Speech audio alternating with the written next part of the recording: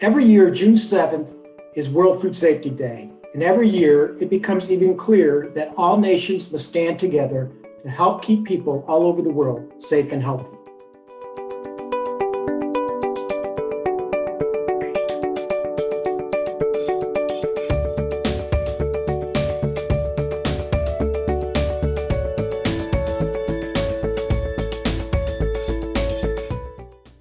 As we've learned from COVID-19, infectious diseases know no borders. The same is true of foodborne illness. In a global food system, if foodborne disease exists somewhere in the world, it can't exist anywhere in the world. For each and every one of you who work for food to protect consumers from unsafe food, your legacy is the preservation of health and life itself. You will never know how many lives are saved, how you've improved the quality of life for others, or how our world is more vital and sustainable because of your efforts. But your impact is real and lasting.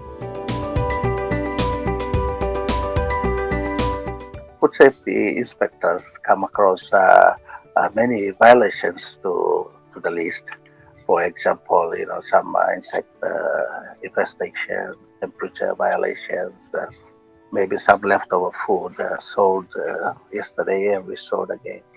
Reheated and maybe sold again the next day. Because we have problems with storage areas, especially in this climate. We have rain and sun, and we also many the industry or the facilities don't look after their food properly. They store it. They may have cross-contamination, and those are some of the few that I can mention. Paperwork, answer the phone calls until 9, head out, do the inspection, inspect as much as you can. Because, for instance, in my district in Iran, I had 500 premises, so that I have to inspect all of them every 3 months. You are just doing inspection, at the end, save it. You come to the office. If you had internet connection, it's already saved. If not, connect your PDA to the computer and upload everything to the server. So it's done and you are ready for the next inspection. Yes, and a little bit out of my area, one of the things they're actually reviewing the Fazan's Act at the moment into looking to give them a greater role in a couple of things. One is educational work, which they're not allowed to under their act very much. And the other one is getting more involved in advising food businesses on how to do the right thing, which they're quite limited in doing at the moment. So the whole system very much relies on food safety inspections. For myself, I work a lot regionally, so quite often it's anything up to 3 or 4 hours drive to a remote station or something like that to do an inspection and have a look at a water supply and that sort of thing. So it varies a lot. I know in the city it's I do some work for a couple of city local governments, and it tends to be a case of getting out there and talking to people and doing sort of 8 or 10 premises in a day, sometimes more. So our inspectors are standardized. We're all standardized to do risk-based food inspections. And so this means that we're identifying and assessing the control of critical risk factors that lead to foodborne illnesses. So that's the type of inspections that we do on site. After we complete our inspections, we then we type up an electronic report at the restaurant or on site, and we'll review it with the person in charge.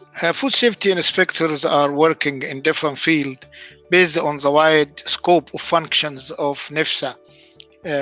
For example, we have an inspector at all Egyptian ports, which is about 27 ports, are working on food imports and export. And they do physical checks for any consignment and taking samples, inspecting the paperwork and so on. Others are working on inspection of different type of food establishments, including food manufacturing, retail facilities, slaughterhouses, packaging houses, etc.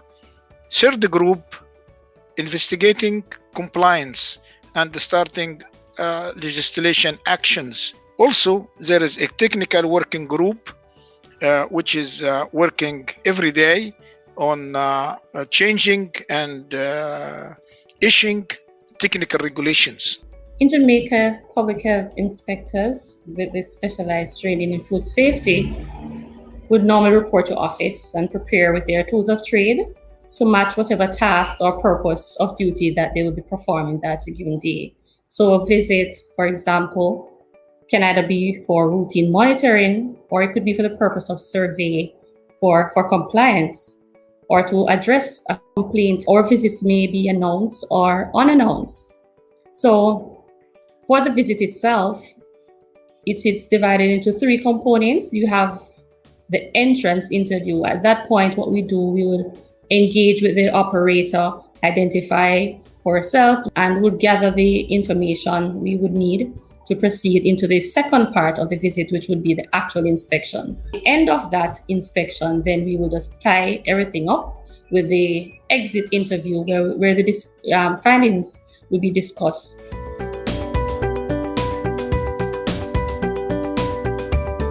How we support the establishment is mainly we do food handlers courses, supervisors, and the handlers, the supervisors, and plus the managers of the establishments.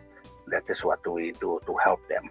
I had like 2 trainings per year for each premises to say, okay, this is how it looks like, new information says, what you need to do, and just training as much as you can. It's not just sending letter and fines or improvement notices.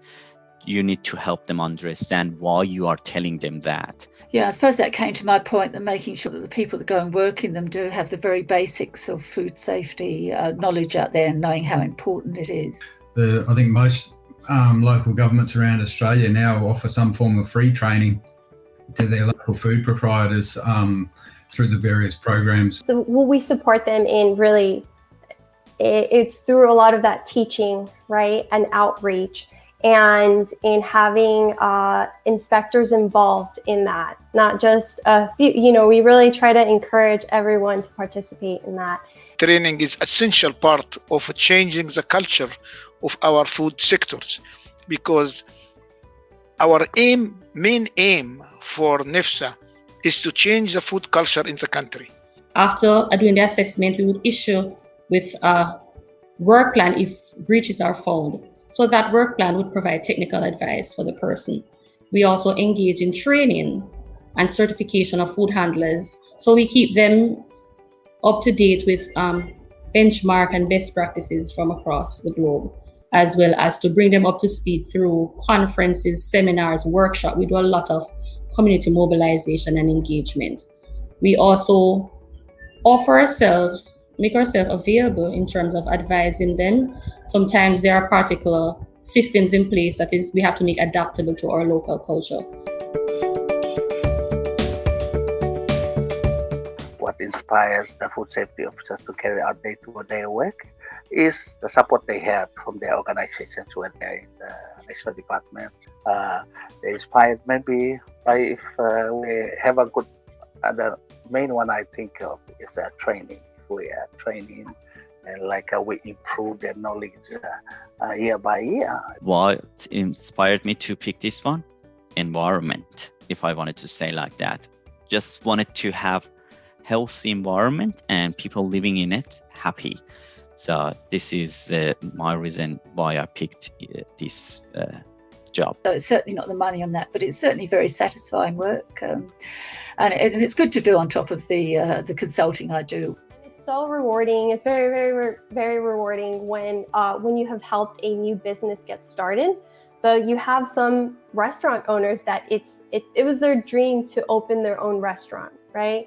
And you're part of helping them become successful and fulfilling that dream. So that's always very inspiring to me. I was fortunate that I was appointed by the government as an agriculture plenipotentiary and head of the agriculture office in Washington, D.C. for 6 years. And during that time, I found the importance of food safety, the second dimension of the triangle, the food safety. And I looked to my country from being away, and I found that that food safety element is not there as an important part of the food culture. And I started planning for changing the food safety system in Egypt. So for me, seeing lives and businesses being transformed through my deliberate intervention, that inspires me. That is what is my drive and motivation for food safety.